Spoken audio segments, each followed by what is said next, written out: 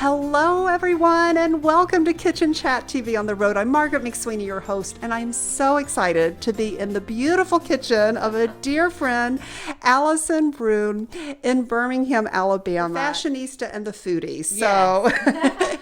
Alison is truly a fashionista and is so well trained and experienced in helping women especially find their perfect outfits, given their shape and everything, and no matter what age. She has great expertise to bring to the table, and I'm excited that we can combine this today. Are there any tips and guidelines to share with us? Well, first of all, you and I have known each other since junior high, maybe? And then we have lived in different cities, and now we're back together, and we're both doing what we are so passionate about, which is very exciting.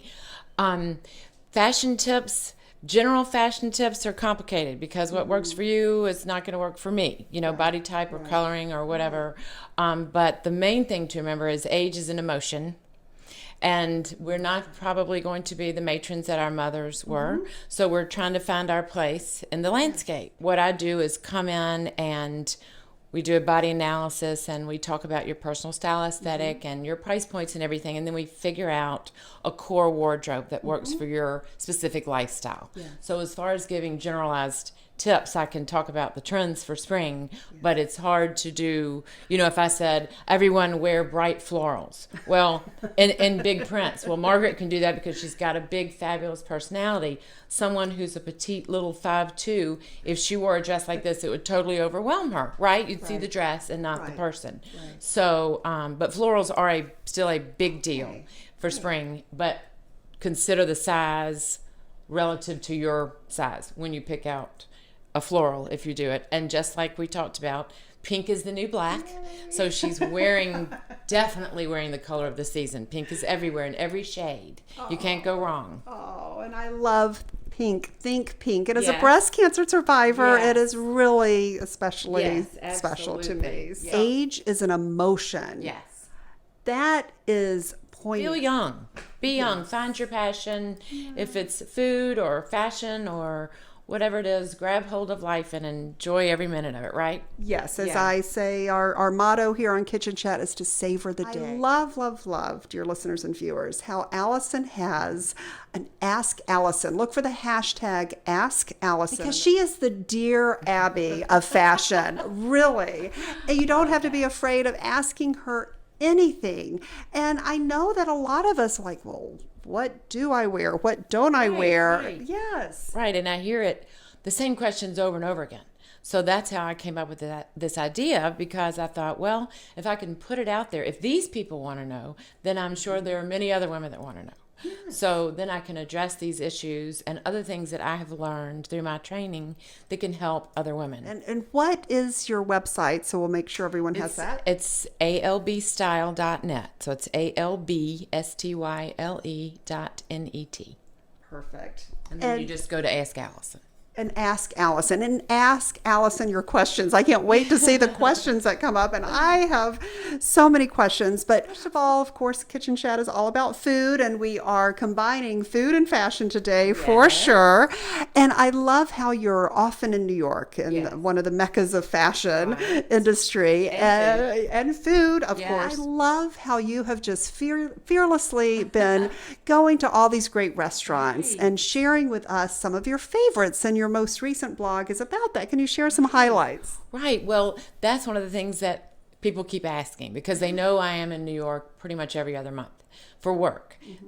But of course you want to incorporate a little play too. And my daughter lives there. So she's in the fashion industry. So she's always hearing about the latest places to eat or the super chic eatery down in Soho or something. She's a vegetarian. Between the two of us, we're always hearing about new, exciting places. So she won't let me go anywhere twice. That's the only negative, because I fall in love with a place. I'm like, well, I'll never be back here because there are all these others to try. I mean, they're just amazing places. That's what we do. We go to these new places and then with, other people. And I love the photos of your dining experience at Chef Daniel Rose's Cuckoo. Yes, love that place. Unbelievable place. really unbelievable. And when we got there, we sat down, and it's, it's French, so it's very meat centric.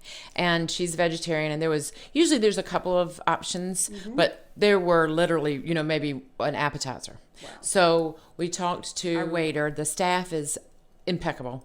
And they said, oh, he loves, Daniel Rose, I suppose, loves a challenge of when vegetarians come in. He takes whatever he has for the day, and he'll whip you up something, if that's okay, if you will give him the liberty to do this. We said, sure. Well, they presented something like nothing I've ever seen. We each had a special sauce in a copper saucepan, and then he had taken some sort of broccoli, something, and sort of tempura fried it, and it had pine nuts in it, and then you poured this. They came and poured the sauce over it, and you just felt like you were in a palace or something. It was incredible. And the taste was just out of this world. I just was so appreciative.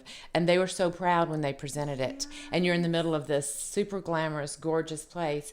And they had done that for us. It was really spectacular. It was one of those true experiences that you just want so much for everyone to get to experience. Yes, absolutely. And I am so excited that restaurant is up for a James Beard Award. It's a semifinalist. And so this is going to be exciting to follow. Restaurant in Paris, right? I have. And okay, it's all about being vulnerable here. I'm going to share with you, and I don't think any of you know this. So this was early in my culinary journey. My 50th birthday, I celebrated in Paris. It was just so special. And I went to Spring, his restaurant there. And okay, be warned, always wear reading glasses. Bring your reading glasses. Yes. Because what I thought was actually risotto on this dish was salt, rock salt. Yes. That is unbelievably funny. I'm sorry. I know. We've all done something like that. I know. Just to encourage you, you know what? It's okay. On any journey, whether it's fashion, food, or if it's life, New York or Paris or anywhere, don't be self-conscious. Just enjoy it. Yes. Go for it. Definitely. And if you eat a spoonful of salt, it's okay. It's okay. It's not the end of the world with this. And just enjoy the journey and savor the day. And that was just so memorable. And I must say, his dishes were spectacular and so memorable. That's a great memory. I mean, it really is. From a foodie. If a foodie can do it, and live through it, any of us can, right? Absolutely. Yeah. Now, you brought up a point about, how to dress for dinner, how to go there with confidence. Probably because of what I do, I am a little more dressed up when I'm in New York than most people.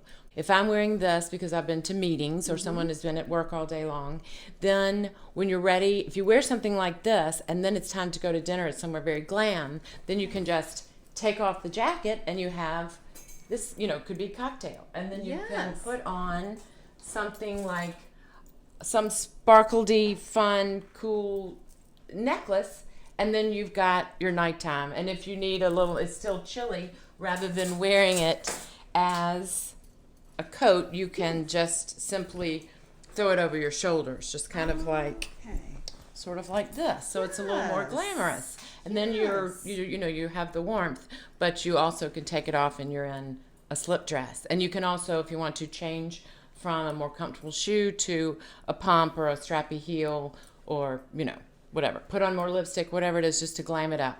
Right. Easy. Something like that. And it's such an easy thing, and then you're ready for the night. Great tips from Ask Alison on your blog. I'll make sure that we have a link to that. Now, in your beautiful kitchen, it's just gorgeous. Are there any tips that you would give to our foodie friends?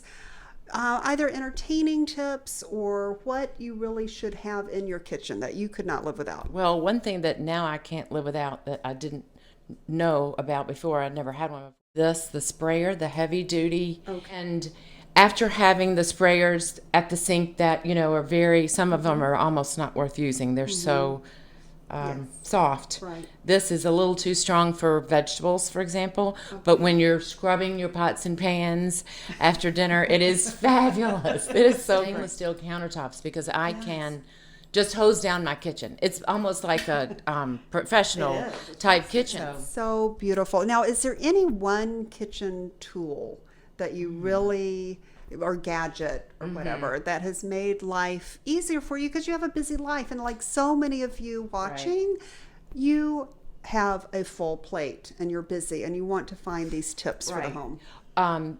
Because I do travel so much and I work so much, I'm not here that much and we don't get to cook a lot. My husband is a big fisherman, so he's become a really good chef for red snapper and things like that, which is fabulous for me.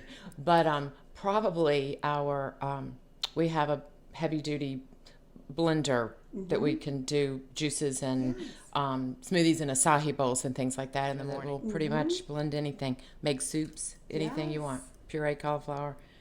Great. Those are wonderful tips. And I do have an Ask Alison question on a fashion one. In this culinary journey, as a result, I've enjoyed the food so much that my stomach has expanded a bit. So what is an easy tip for those of us with that challenge of how to dress where it's not accentuated? Right. Well, and it's difficult too because if you have hip issues, then if you obviously don't wear anything at your widest point. That's for all of us.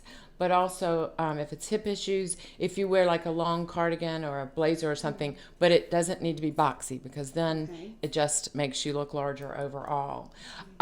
If it's something with the belly, you need to wear things that bring attention to the center right in here. So pretty shawl collars, anything that brings the whole thing into the center. And if you wear pants, like wear a long trouser pant with a crease down the front, anything that has pleats down the front, buttons, anything that creates a column right down the vertical stripes, anything like that creates this lengthening effect. I love this. Foodie friends, I have learned so much today in Alison's kitchen. 1, age is an emotion. Very poignant. Absolutely. Yes, definitely. 2, that present yourself as a column. Yes, definitely. So the longer and taller you get, the more weight I gain, the taller I get, the higher the shoe. Thank you so it's much, been wonderful. Alison. It's been so much fun. You're so sweet to come. Always remember to take a moment and savor the day.